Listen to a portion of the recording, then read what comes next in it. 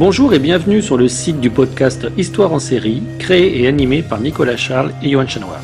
Au programme, une analyse des séries d'hier, d'aujourd'hui et de demain par les spécialistes des questions mobilisées par nos shows préférés.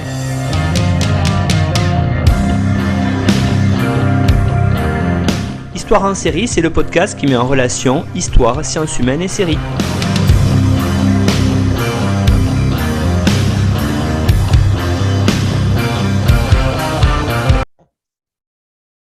Bonjour à tous, bienvenue dans Histoire en série aujourd'hui où on va partir vers l'Angleterre, ou une supposée Angleterre en tout cas, du 19e siècle avec Claire-Lise Gaillard. Bonjour Claire-Lise. Bonjour Nicolas. Alors Claire-Lise, vous êtes docteur en histoire, tout récemment, docteur en histoire de l'Université Paris 1 Panthéon-Sorbonne. Votre thèse, qui a été assez remarquée, portait sur l'histoire du marché de la rencontre matrimoniale au 19e et au 20e siècle. Vos nouvelles recherches s'intéressent plus généralement à l'histoire des intimités au 19e et 20e siècle dans une perspective culturelle et sociale. Et vous animez aussi un podcast qui est justement très en rapport avec vos recherches. Peut-être, Claire-Lise, le présenter et dire aux auditeurs et auditrices d'Histoire en série où est-ce qu'on peut aller vous écouter. Oui, alors effectivement, on s'est lancé avec ma collègue Juliette Eméoun dans la création d'un podcast qu'on a appelé Le genre des célibats. Alors pour elle, c'était assez évident parce qu'elle a fait sa thèse sur l'histoire des célibataires dans la noblesse à l'époque moderne. Et pour moi, comme j'avais travaillé pendant ma thèse sur l'histoire du mariage, c'était une manière de retourner, de prendre le revers de cette histoire. Et on a reçu plein de propositions dans le cadre d'un colloque sur l'histoire du célibat à toute époque. Et comme on a voulu donner la parole à tout un tas de gens, on a choisi ce format très en vogue finalement, puisqu'il y a beaucoup de podcasts sur plein de choses aujourd'hui. Et on fait des petits épisodes de 20 minutes sur des situations de célibat différentes dans l'histoire. On se demande, est-ce que ça veut dire la même chose d'être célibataire au Moyen-Âge, à l'époque moderne, à l'époque contemporaine, pour les hommes, pour les femmes, c'est des choses différentes. Et donc, on fait des rencontres avec des chercheuses et des chercheurs. C'est à retrouver sur YouTube. Si vous tapez le genre des célibats, on a une petite chaîne et puis on va faire sûrement une deuxième saison parce que, évidemment, tout n'est pas dit encore.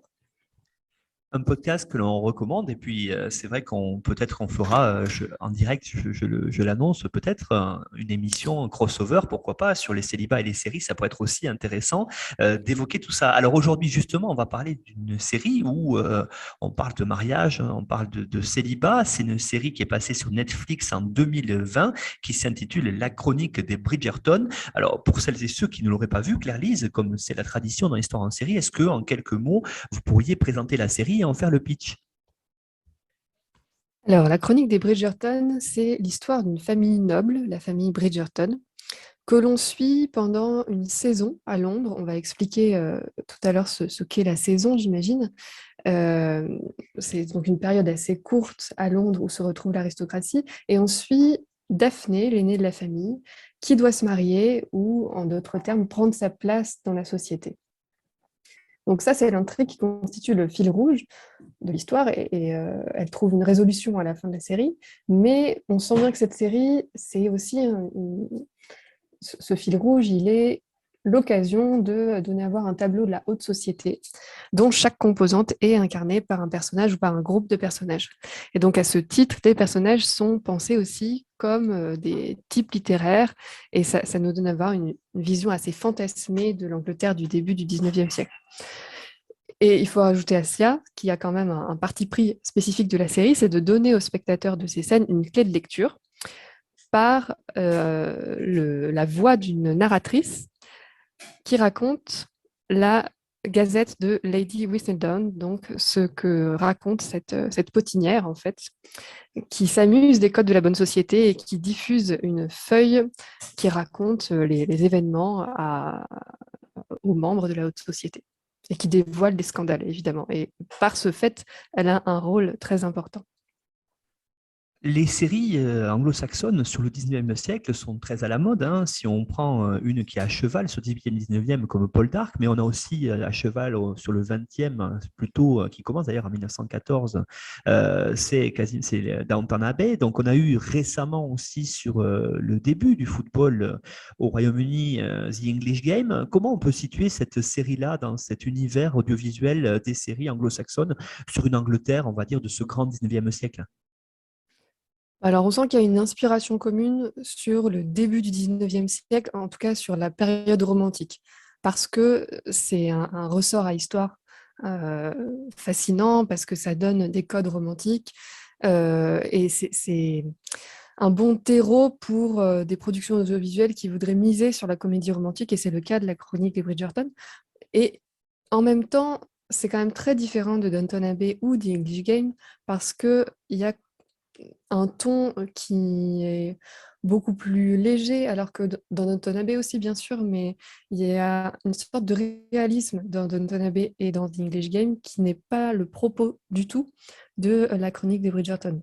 Néanmoins, dans les deux cas, il y a une inspiration de Jane Austen et qui est très franchement assumée et revendiquée dans la chronique des Bridgerton, avec ce regard piquant sur les codes de la société. Mais là, dans cette série-là, on est quand même dans le cadre d'une série qui se veut plutôt une fable qu'un portrait ou qu'un paysage plutôt de cette société. Il n'y a pas de souci de réalisme. Le passé, c'est un prétexte. Le passé, ça constitue plutôt un cadre propice à l'intrigue. Il n'y a pas de souci vraiment de vraisemblance. Et donc voilà, sur bien des aspects, cette série, c'est une série très pop, très colorée. C'est aussi ce qui a fait probablement son succès sur Netflix. Elle a été énormément regardée. Et comme beaucoup l'ont dit, on peut y voir une sorte de croisement de Jane Austen et de Gossip Girl. L'Angleterre du début du 19e siècle, elle sert uniquement de décor pour son évocation romantique. Et donc, il ne faut pas s'y tromper, c'est une comédie romantique aux codes qui sont tout à fait ceux de notre société actuelle, qui répond aux codes du genre, parfois de façon assez stéréotypée. Et le propos de la série, c'est de parler d'amour, ce n'est pas de parler de la société du 19e siècle. Mais néanmoins, ça peut être intéressant de regarder ça avec des yeux d'historiennes et d'historiens parce que ça nous montre comment est-ce qu'on... Enfin, quel regard contemporain on peut porter sur le passé. Et justement, on va pouvoir discuter ensemble, je pense, de cette utilisation plus ou moins bien réussie de, de ces éléments de l'histoire. Si on fait justement, ça allait être ma prochaine question, hein, une étude du passé, et ici, quel est le cadre historique, Claire-Lise, de cette série véritablement, j'allais dire cadre historique et peut-être en même temps géographique dans cette Londres du 19e siècle? Oui, alors effectivement, la série se passe à Londres pour la plupart du temps, à l'exception d'un épisode. Euh, et particulièrement, même si ce n'est pas le cas tout le temps, particulièrement autour du quartier de Grosvenor Square, qui est un quartier construit au début du XVIIIe siècle et qui est particulièrement prisé. C'est un quartier très résidentiel, très prisé par la haute société, où on y retrouve les plus hauts noms de la noblesse. De nombreux membres de l'aristocratie s'y installent. Donc ça justifie que la série s'y situe. Et ça le justifie aussi parce que ce quartier est organisé architecturalement autour d'une place, donc les maisons des grandes familles se regardent les unes les autres. Donc là, il y a sûrement un choix aussi scénaristique qui veut dire quelque chose, et une société qui n'a de cesse de se regarder, de se surveiller mutuellement et de scruter le moindre faux pas de la famille d'en face qui permettrait de la faire tomber et peut-être soi-même de gagner un petit peu en crédit. Donc il y a un choix scénaristique dans le choix de ce quartier.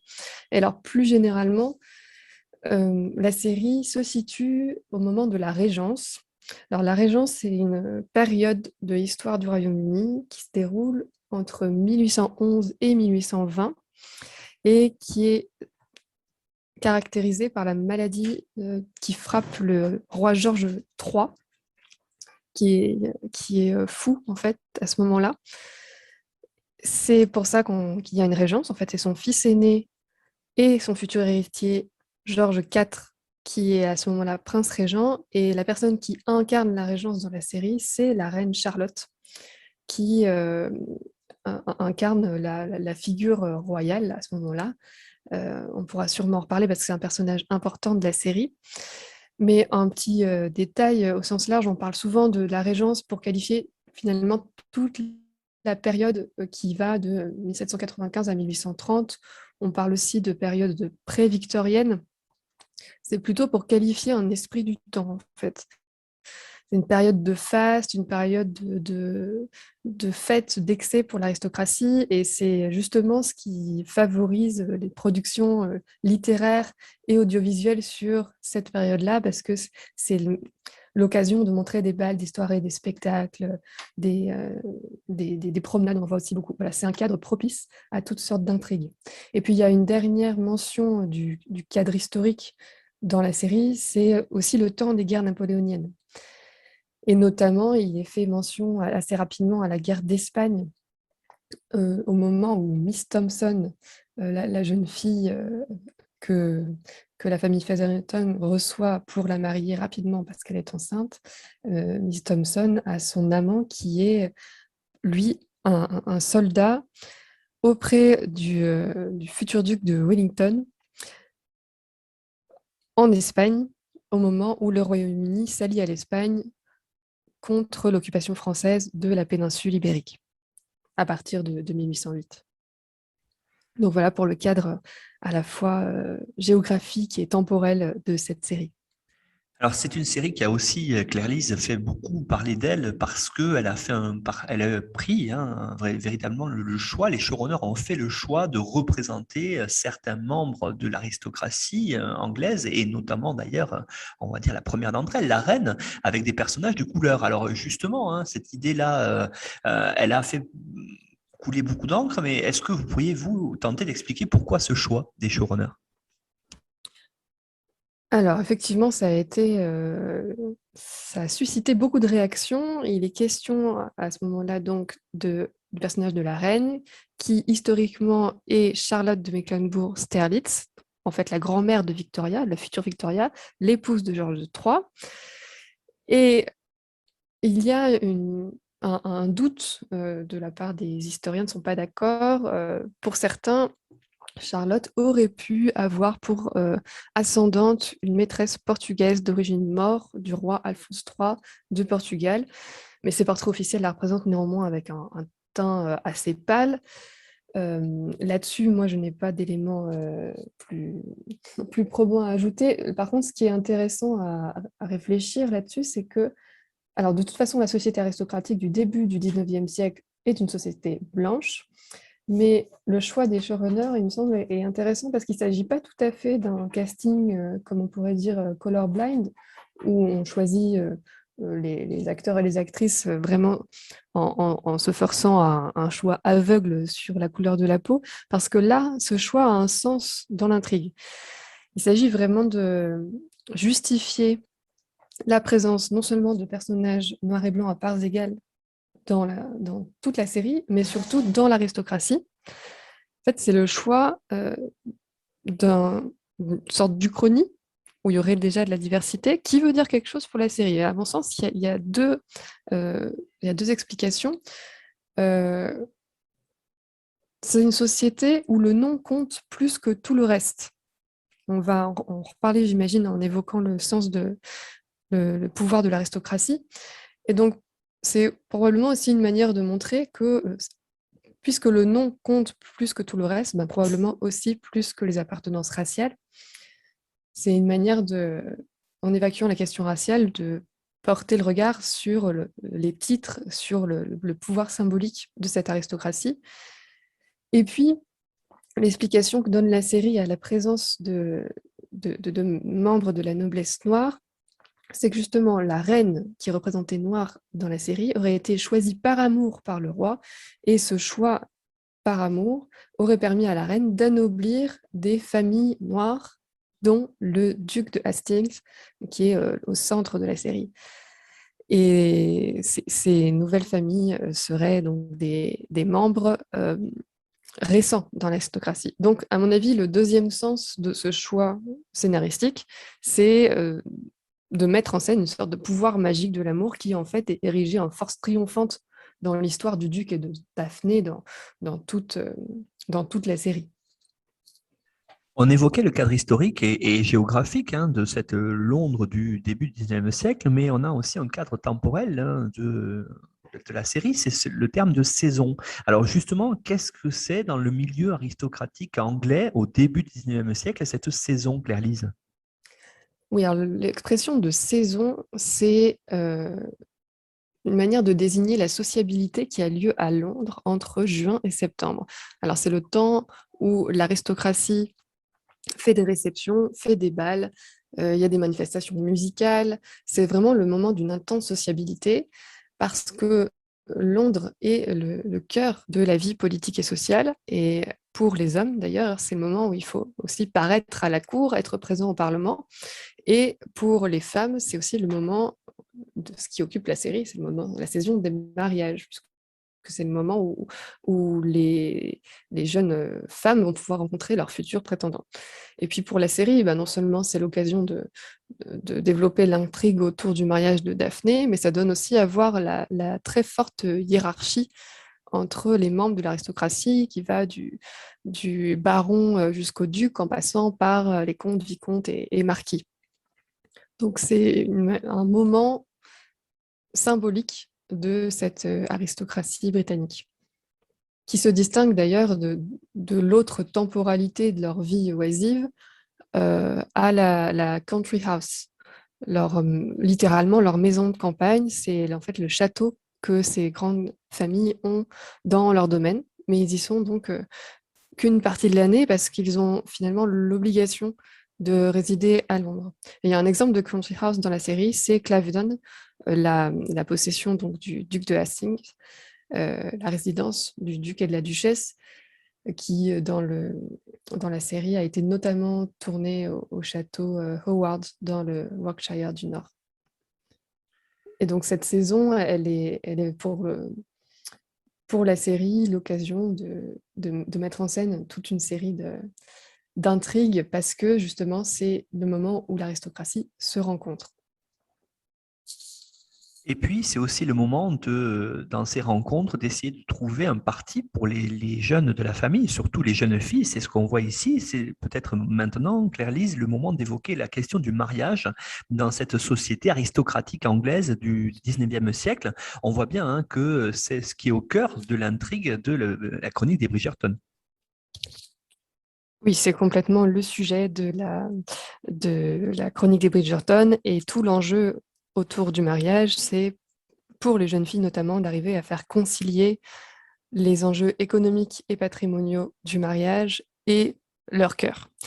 Parce que le mariage a vraiment un rôle central pour l'aristocratie parce que c'est ce qui permet de perpétuer les lignées.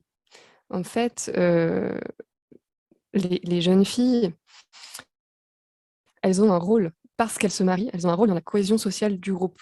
Ce sont elles qui, par le mariage, font le lien entre les membres de cette aristocratie, puisque non seulement elles vont permettre d'engendrer des héritiers qui vont, eux, porter le nom et le titre surtout, et permettre la cohésion du domaine qui est associé à ce titre, mais aussi par leur dot, elles font circuler le patrimoine. Et ça, c'est quelque chose d'important, puisque cette association entre le titre et la dot permet une association des familles et donc une forte endogamie sociale du groupe de cette aristocratie. Et néanmoins, il y a quand même une grosse différence entre les hommes et les femmes dans cet impératif du mariage, dans ce prix du mariage, enfin, c'est-à-dire la valeur et l'attention qu'on porte au mariage, qu'on soit un homme ou une femme. Le prix du mariage est beaucoup plus lourd pour les femmes parce que, d'ailleurs, dans la série, il y a Daphné qui le dit très, très clairement à un moment donné au duc. Elle dit, moi, je n'ai pas le choix comme vous de ne pas pouvoir me marier, puisque le duc de Hastings, qui a fait un vœu sur le lit de mort de son père, lui a refusé de rentrer dans cette perpétuation de la lignée et refusé de se marier, justement. Et lui a ce choix parce qu'il est un homme. Daphné n'a pas ce choix parce que si elle ne se marie pas, non seulement elle-même va subir le stigmate du célibat, on en parlait tout à l'heure, être une femme célibataire, c'est au 19e siècle tout à fait stigmatisant parce qu'il y a un ensemble de représentations qui considèrent que seule une femme mariée peut être une femme accomplie, épanouie. Et puis en plus, comme Daphné est l'aînée de la famille, si elle ne se marie pas, ça retarde le mariage de ses sœurs, ça risque de retarder le mariage de ses sœurs, voire d'entraver le mariage de ses sœurs, parce que le fait d'avoir des filles qui traînent sur le marché matrimonial, ben, plus les années passent et plus les doutes s'accumulent sur les raisons qui font que ces jeunes filles ne sont pas mariées. Et c'est d'ailleurs le cas de la famille Featherington avec les trois jeunes filles qui, de saison en saison, ne sont toujours pas mariées, et plus le temps passe, et plus c'est difficile de les marier. Donc le mariage est vraiment un enjeu important dans la perpétuation des familles. Un moment important aussi, et d'ailleurs l'intrigue commence à ce moment-là, hein, dans ce rite, j'allais dire quasiment de passage de ces jeunes filles pour devenir des jeunes filles de l'aristocratie qui vont se marier, c'est le bal des débutantes. On le voit très bien. Alors qu'est-ce que c'est ce moment-là dans la vie d'une jeune fille anglaise de l'aristocratie, même quasiment jusqu'à aujourd'hui d'ailleurs? Oui, alors c'est là-dessus que s'ouvre la série, c'est là-dessus que s'ouvre le premier épisode. C'est pratique de façon scénaristique parce que ça permet de poser tous les personnages, de mettre en scène Daphné au centre de tous les regards, parce qu'elle va être au centre de la série. Alors de quoi est-il question? Ce bal des débutantes, à l'époque de la Régence, on ne parle pas encore de bal des débutantes, ça c'est la manière dont c'est arrivé jusqu'à nous. Euh, Ce qui est représenté dans la série, c'est le bal de la reine Charlotte, qui ensuite devient une tradition et se transforme en bal des débutantes. Euh, le bal de la reine Charlotte, c'est un bal qui a été organisé à l'initiative du roi George III à l'occasion de l'anniversaire de sa femme, et justement pour présenter les jeunes filles bien nées à la cour. Elles font leur entrée dans le monde en se présentant à la reine. À la fois, elles mettent en scène le pouvoir symbolique, économique de leur famille, euh, et en même temps, elles se présentent sur le marché matrimonial. Donc il y a un véritable enjeu pour ces jeunes filles de cette présentation, parce que c'est le point de départ de l'ouverture de la saison, et de leur prestation à ce bal va dépendre le nombre de prétendants qu'elles vont ensuite pouvoir recevoir chez elles dans les maisons, notamment de Grosvenor Square, ou alors le nombre de prétendants qu'elles vont pouvoir avoir pendant les bals sur leur carnet de bal. Et on voit aussi très bien dans la série le rôle des mères dans l'accompagnement de leurs filles dans le monde. Les jeunes filles sont présentées à la reine par une femme de leur famille, de préférence la mère, ou lorsque ce n'est pas la mère, il faut que ce soit une autre femme. Et donc là, on voit que c'est vraiment un rôle social des épouses et des mères. Ce ne sont pas les pères qui, euh, qui assurent cette chose-là. Claire-Lise, si on continue sur les pratiques sociales, c'est aussi cette série l'occasion d'aborder le comment on courtise une femme, comment est-ce que on se rencontre, on discute dans ce milieu aristocratique du 19e siècle. Oui, alors justement, après le moment fatidique de la présentation à la reine, s'ouvre la saison des fréquentations, du courtship.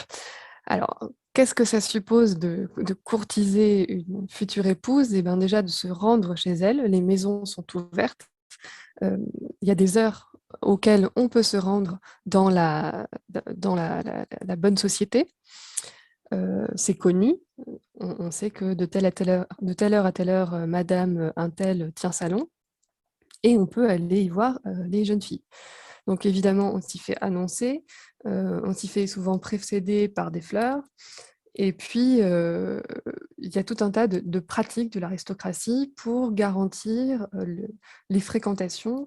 Donc évidemment, les visites dans le salon de la maison, mais aussi les promenades, et surtout, surtout les bals, parce que les bals, ben, c'est le moment, encore une fois, de mise en scène de l'aristocratie par elle-même, où les bons partis sont scrutés, et où on évalue aussi la valeur de chacune des jeunes filles. Et de cette valeur va dépendre leur capacité à choisir. Et ça, c'est quelque chose d'assez important. On voit très bien avec Daphné, par exemple, que Daphné, elle rêve du love match, comme elle le dit dans la version anglaise, hein, de la série, parce que ses parents ont été un couple très assorti. Et pendant toute une première partie de la série, elle est à la recherche de la conciliation entre les intérêts de sa famille, les intérêts de son rang et les intérêts de son cœur. Mais ça, elle peut se le permettre parce elle a été adoubée par la reine comme le joyau de la saison parce que tout le monde lui reconnaît un certain capital. Tout le monde lui reconnaît le fait qu'elle elle associe toutes les qualités d'une bonne épouse. Elle a à la fois un nom très respectable, son frère est vicomte, euh, elle a une dot très importante et surtout, elle a un visage qui fait envie à tous les prétendants.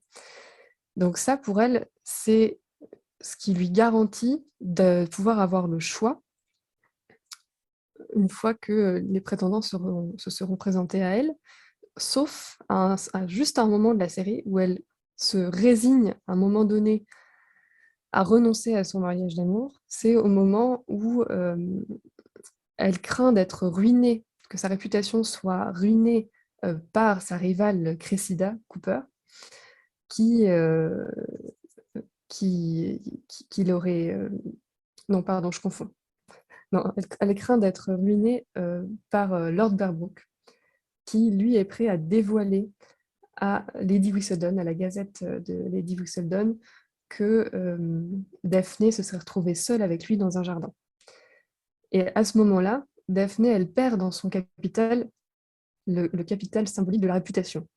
Et du coup, elle est prête à se résigner à épouser Lord Berbrook parce qu'elle sait qu'elle a perdu ce capital-là et que, de fait, comme elle risque d'être ruinée, elle est prête à faire une croix sur le love match, quelque part.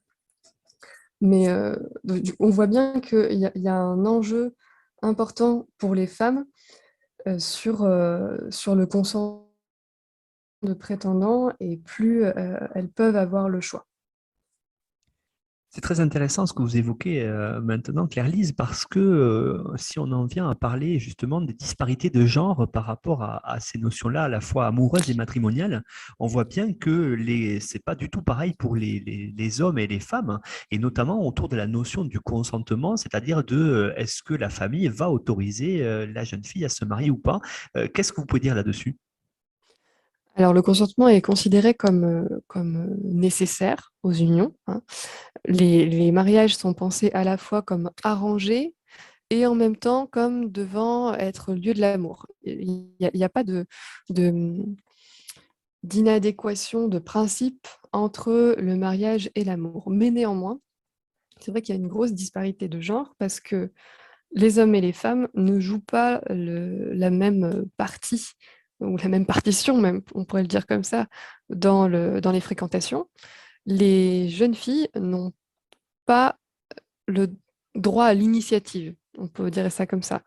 Elles ont le droit de se montrer dans les bals, elles ont le droit de faire venir à elles les prétendants, mais on fonctionne sur le modèle selon lequel l'homme propose et la femme dispose. Donc les prétendants, ce sont eux qui ont le premier choix. Ce sont eux qui se rendent chez les jeunes filles qu'ils ont choisies. Et ensuite, le consentement est une affaire de femme parce que c'est à ce moment-là qu'il revient aux filles de consentir ou non, mais de consentir ou non face à des hommes qui les auront choisis eux. Elles n'ont pas vraiment le choix de pouvoir euh, aller d'elles-mêmes vers quelqu'un qu'elles auraient choisi. Mais néanmoins, faut bien noter aussi le rôle de la famille en la matière, parce que le père de famille, ou à défaut, s'il n'y a plus de père de famille, le frère aîné, c'est le cas d'Anthony Bridgerton dans la série, doit donner sa bénédiction. Et on le voit bien à un moment donné, lorsque Anthony Bridgerton, qui est pressé par sa mère de prendre ses responsabilités justement de chef de famille, euh, il choisit Lord Berbrook pour Daphné. Alors, Lord Berbrook, il est parfait sur le papier aux yeux d'Anthony, c'est-à-dire il correspond aux exigences d'un bon mariage, il n'a pas de dette, dit Anthony Bridgerton. Il est de bonne famille, il est bien né. Alors sur le papier, effectivement, tout va bien, sauf que évidemment, il est repoussant. C'est l'anti-duc de Hastings dans la série. Et on sent qu'il il est proposé, quasi imposé à Daphné, et Daphné a la possibilité de le refuser, comme je le disais tout à l'heure, tant qu'elle est en pleine capacité de tous ses atouts. Et quand elle risque d'être ruinée, que sa réputation risque d'être ruinée, là, elle risque de ne pas pouvoir le refuser. Donc, il y a une ingérence de la famille. Et dans la série, elle est représentée par le rôle très intrusif d'Anthony Bridgerton, le rôle plus bienveillant, plus conciliant de la mère, mais quand même, qui insiste auprès de Daphné pour lui dire ce serait quand même bien que Daphné épouse un duc. Mais au bout du compte, on fait tout de même attention au consentement de la jeune fille si elle a la latitude pour le faire.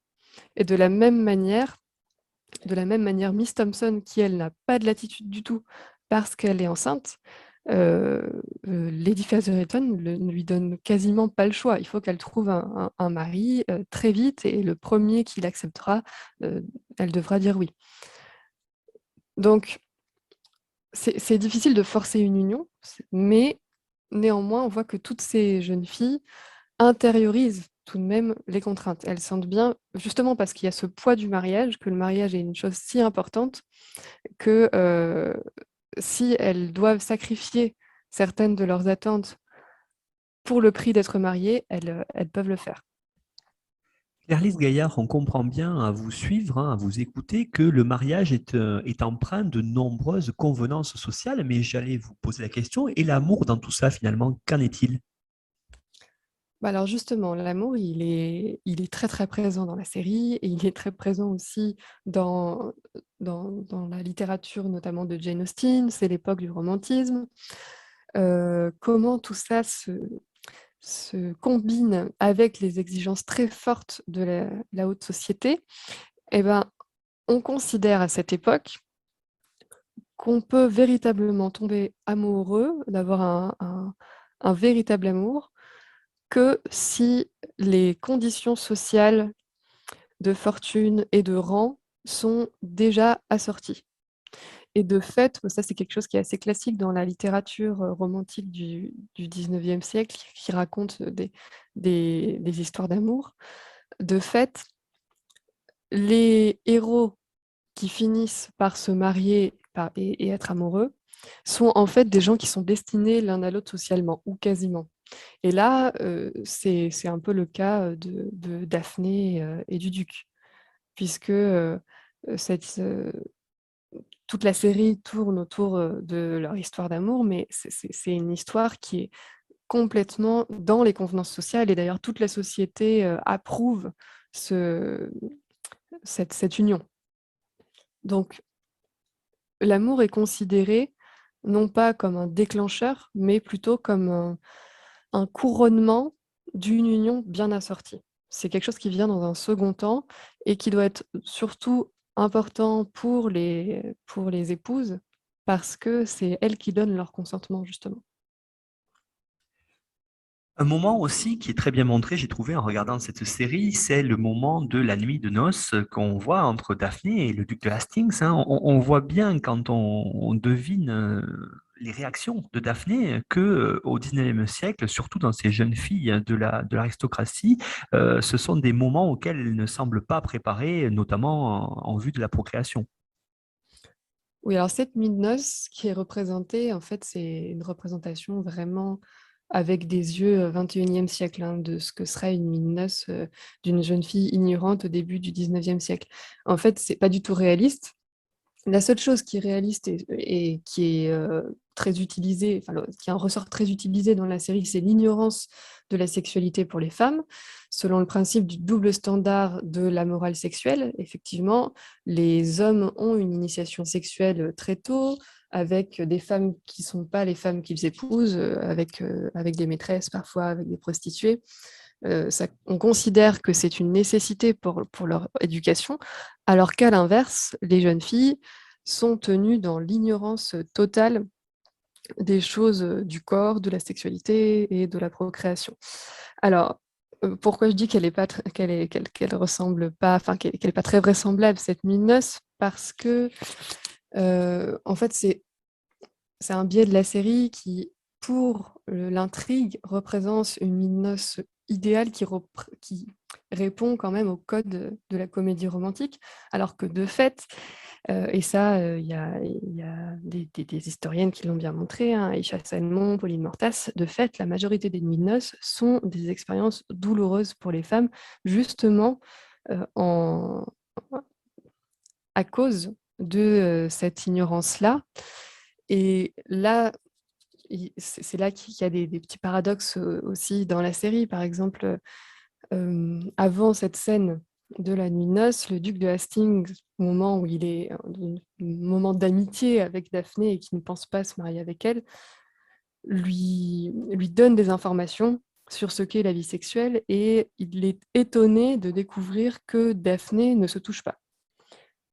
Et là, cet étonnement, il est complètement anachronique. On ne peut pas imaginer qu'un duc soit étonné qu'une jeune fille de la bonne société ne connaisse rien de ce qui est alors appelé l'onanisme et la masturbation, en fait, et qui est considéré vraiment comme un vice absolu. Et donc, i- c'est improbable qu'un duc considère qu'une jeune fille bien née se livre tout naturellement à ce qui est considéré alors comme un péché. Donc là, il y a une sorte d'incohérence qui est complètement faite pour l'intrigue, puisque c'est ça qui permet en fait aussi à la nuit de noces de bien se passer. Finalement, quand on vous suit, Claire-Lise, dans ces propos-là, on se rend compte que cette série, hein, qui est, comme on le voit dans l'histoire de la série, le produit d'une époque, donc du 21e siècle, a calqué ses propres désirs, on va dire, sur une société prétendue du 19e siècle. Et donc, du coup, se pose la question, finalement, c'est comment on peut faire pour suivre ses propres désirs, à la fois amoureux, voire sexuels, comme on vient de le dire, dans cette société hyper normée de l'Angleterre du début du 19e siècle. Ouais, effectivement, c'est ça, à mon sens, le vrai propos de la série, c'est de voir des héroïnes, notamment, puisque c'est beaucoup elles qu'on suit, des héroïnes qui sont qui nous sont très contemporaines, qui sont mues par des problématiques euh, quasiment post-MeToo. Euh, et donc, tout ça, c'est représenté notamment par la manière dont la série divise ces personnages entre le monde des femmes et le monde des hommes, qui sont régis par des règles différentes, et le monde des femmes qui est plutôt soumis au monde des hommes. Et à travers ça, la série essaye de montrer des parcours féminins qui essayent de se jouer des codes de la société pour suivre leurs propres désirs. Alors, cette division entre le monde des femmes et le monde des hommes, elle est régie par des règles très différentes. Les codes de l'aristocratie sont différents pour les hommes et les femmes. Tout le- les uns et les autres doivent inspirer la déférence. Ça, c'est quelque chose qui est symptomatique de l'aristocratie. Et on le voit d'ailleurs dans certains sermons de Lady Dunbury ou même le discours du duc de Hastings à son fils, qui dit qu'il faut être extraordinaire, il faut que nous soyons extraordinaires pour conserver le rang. Donc ça, c'est commun aux hommes et aux femmes. Mais par contre, cet honneur-là, cet honneur aristocratique, il passe par des choses différentes pour les hommes et les femmes. Pour les hommes, l'honneur, il passe surtout par les armes. Euh, Symbole de virilité, et c'est à ça que répond l'épisode du duel dans la série, duel qui est néanmoins illégal depuis le siècle dernier, mais qui reste quand même pratiqué parce que c'est un moment où les hommes réactivent le code d'honneur.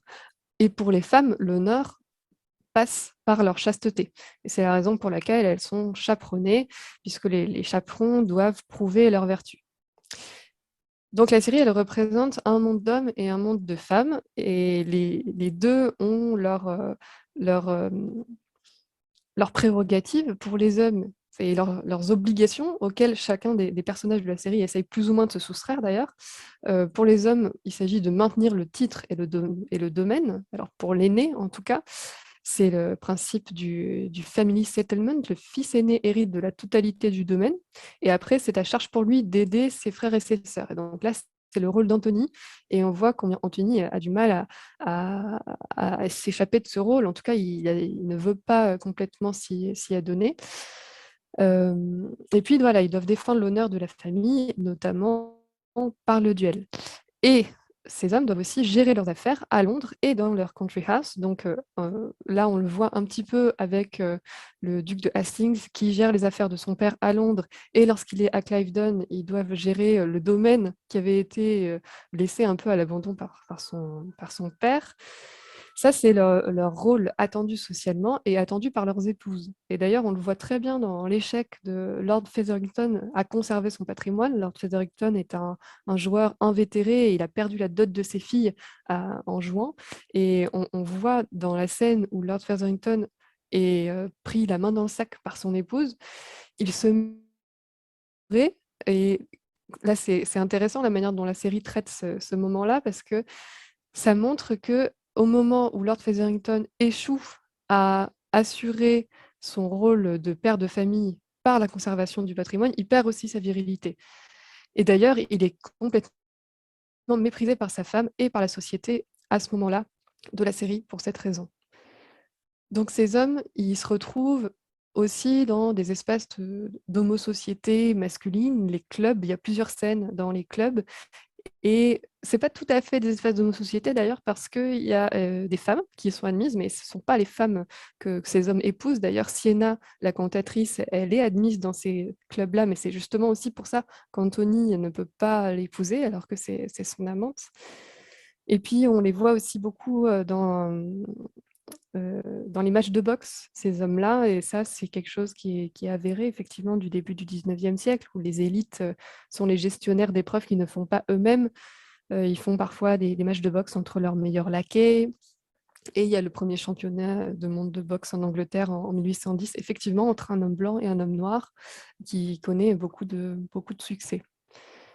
Donc ça, c'est effectivement le monde des hommes qui est tenu à part, pour certains moments en tout cas, du monde des femmes. Et le monde des femmes, on sent que c'est davantage le sujet de la série, et notamment parce qu'elles sont toutes définies par leur rapport au mariage, et donc à un homme. Il y a 3 types de femmes en fait présentes dans la série, il me semble. Il y a les débutantes, que l'on suit dans leur quête du mariage.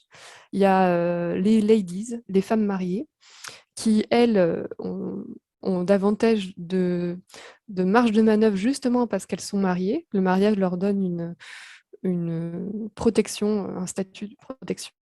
Et les femmes libres, la cantatrice, justement, la modiste, mais qui payent un peu leur liberté de leur marginalité. Elles ne sont pas complètement intégrées à la société.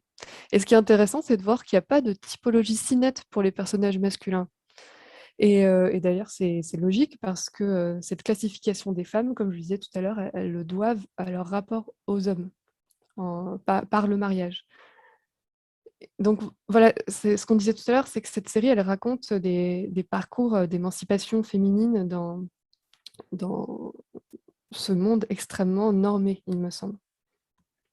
Ça, c'est justement très intéressant d'évoquer ce cadre-là, puisque on a finalement des femmes qui, comme on peut voir aujourd'hui, ont une liberté ou veulent la conquérir face à des hommes qui ne les laisseraient pas, ou en tout cas les entraveraient avec leurs règles. Alors, est-ce que vous pourriez développer un peu plus ce propos? Parce que justement, ça fait partie des enjeux majeurs de l'intrigue de cette série, La Chronique des Bridgerton.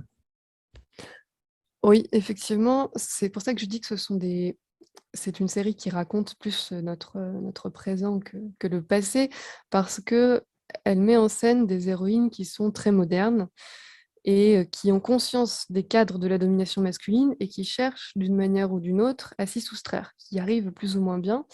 Mais notamment, c'est intéressant de voir que Daphné, elle séduit le duc par sa compréhension des codes sociaux. Elle n'est pas niaise, et en tout cas de moins en moins.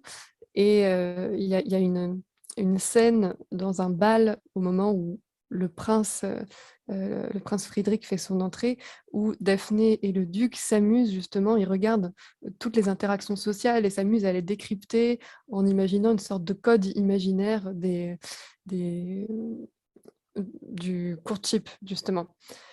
Donc, c'est intéressant de voir que Daphné, elle a une compréhension fine des rapports de domination homme-femme et que la série choisit de représenter ça comme séduisant aux yeux du duc. Et d'ailleurs, dès qu'elle est mariée, Daphné, elle perçoit aussi la liberté que ce statut lui donne. Et ça, on le voit dans la scène de la soirée réservée aux femmes mariées qui est organisée par Lady Danbury, où on voit que des femmes qui en fait sont très émancipées de leur mari, qui vivent parfois même séparées de leur mari tout en étant mariées, et qui bénéficient du statut de femme mariée et en même temps de leur position dans l'aristocratie pour avoir du pouvoir et avoir une vie libre de leur mouvement. Et là où il y a une coloration aussi toute moderne, c'est que Daphné utilise cette nouvelle liberté pour aider les femmes qui n'ont pas cette marge de manœuvre. Et je pense à ce moment-là au coup de main qu'elle donne à Miss Thompson pour retrouver le père de son enfant. Là, il y a petite forme de sororité. En tout cas, c'est le récit de la série. Et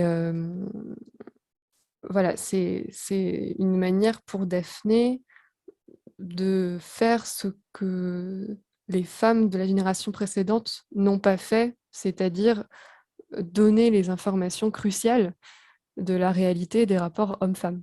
Et d'ailleurs, elle en veut beaucoup à sa mère de l'avoir laissée dans l'ignorance totale qui l'a menée à des déboires conjugaux. Donc voilà, il y a quelques paradoxes liés à ça. Je ne sais pas si on peut les évoquer. Oui, ça serait très bien, Ouais. Claire-Lise, justement, développer autour de ça parce qu'on comprend bien cette idée hein, et votre notion d'uchronie qui est tout à fait valable ici puisque on voit bien hein, finalement qu'il y a un regard très actuel qui est porté sur cette société-là, mais pour que ce soit bien compréhensible par nos contemporains aujourd'hui, on va y ajouter un certain nombre d'aspects qui peuvent paraître, par exemple, anachroniques à l'époque. Oui, c'est ça. Et ce qui est à la fois intéressant et en même temps qui ne fonctionne pas toujours dans cette série, c'est de voir comment on a transposé des jeunes filles d'aujourd'hui aux aspirations toutes 21e siècle dans l'Angleterre de la Régence. Et ce qui ne fonctionne pas toujours, c'est que ces jeunes filles, à la fois, elles ont ces aspirations de liberté qui sont très modernes, et en même temps, elles sont supposées avoir été éduquées par les représentations du début du 19e siècle. Donc, il y a des choses qui ne tiennent pas toujours, à mon sens, notamment le fait que Lady Whistledown soit, en fait, alors là, il faut arrêter d'écouter si vous n'avez pas vu la série, parce que je vais révéler des choses, mais Lady Whistledown est révélée comme étant Pénélope, donc la troisième fille de la famille Featherington. Et Pénélope, on se rend compte dans la série que elle ignore tout, elle aussi, de la procréation, puisque c'est une jeune fille qui est élevée comme une oie blanche, comme toutes les autres débutantes. Elle semble aussi assez limitée de ses mouvements chez les Featherington. Elle semble à mi-chemin entre l'adolescence, l'enfance et elle semble très enfantine dans dans certaines de ses réactions. Et, et par ailleurs, lorsqu'elle écrit en tant que Lady Whistledown, elle a une perception des codes sociaux et des compréhensions de comment fonctionne cette société un regard très acerbe qui fonctionne assez mal avec la totale ignorance de la réalité des rapports hommes-femmes qu'on lui suppose aussi. Et puis, j'avais évoqué le fait que le duc Simon soit surpris de découvrir l'ignorance des choses de la sexualité chez Daphné, donc ça, c'est tout à fait improbable. Alors, ce qui est intéressant, c'est de voir que Daphné, elle cherche à prendre son destin en main, en tout cas, c'est le récit que veut en faire la série, mais de fait, elle incarne quand même le stéréotype de la fille sage qui tombe amoureuse du bad boy, et c'est par là qu'elle s'émancipe. Donc ça, c'est un schéma classique des comédies romantiques. L'éducation sentimentale et sexuelle de l'héroïne passe par un homme. Donc, ce qui est peut-être un peu dommageable dans cette série, si on part du principe qu'on prend des héroïnes d'aujourd'hui et qu'on leur donne les questions d'aujourd'hui dans un décors d'autrefois, allons jusqu'au bout. Et ça pourrait être intéressant peut-être de montrer des parcours féminins où les jeunes filles ne sont pas simplement sauvées par l'amour d'un homme. C'est, il me semble, là où il y a un petit paradoxe et où le potentiel du point de départ de la série pourrait être poussé peut-être de façon un peu plus cohérente. Donc il me semble que cette série, elle peut être intéressante à regarder justement pour voir le regard contemporain qu'on pose sur des problématiques d'autrefois. Et peut-être que les prochaines saisons pourront interroger des parcours féminins qui seraient quand même un peu plus en phase avec les interrogations féministes d'aujourd'hui.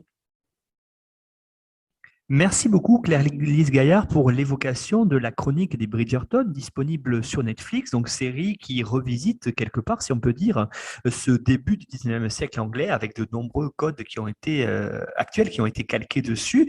Voilà, donc c'était très intéressant aussi d'avoir votre regard de spécialiste sur les unions, sur le mariage, parce que véritablement c'est une série qui est centrée autour de ces problématiques-là. Donc on rappelle aussi, Claire-Lise, votre podcast, Le genre du célibat, allez et foncez écouter sur YouTube, c'est excellent. Vous animez ça avec votre collègue et amie Juliette Eméhoud.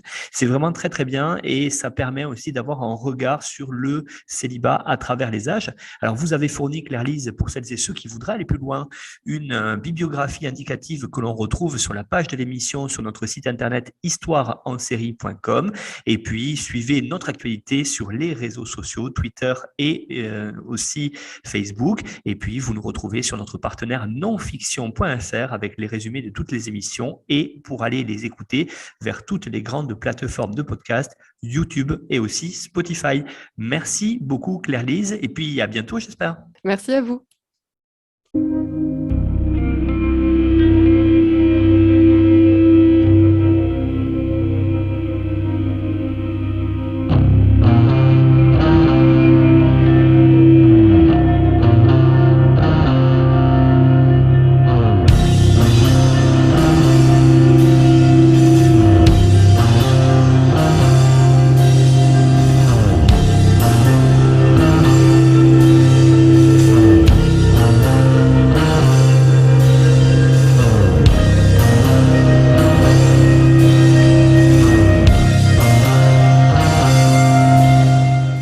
Retrouvez-nous sur Twitter @Histoire en série pour connaître le programme à venir ainsi que des conseils bibliographiques.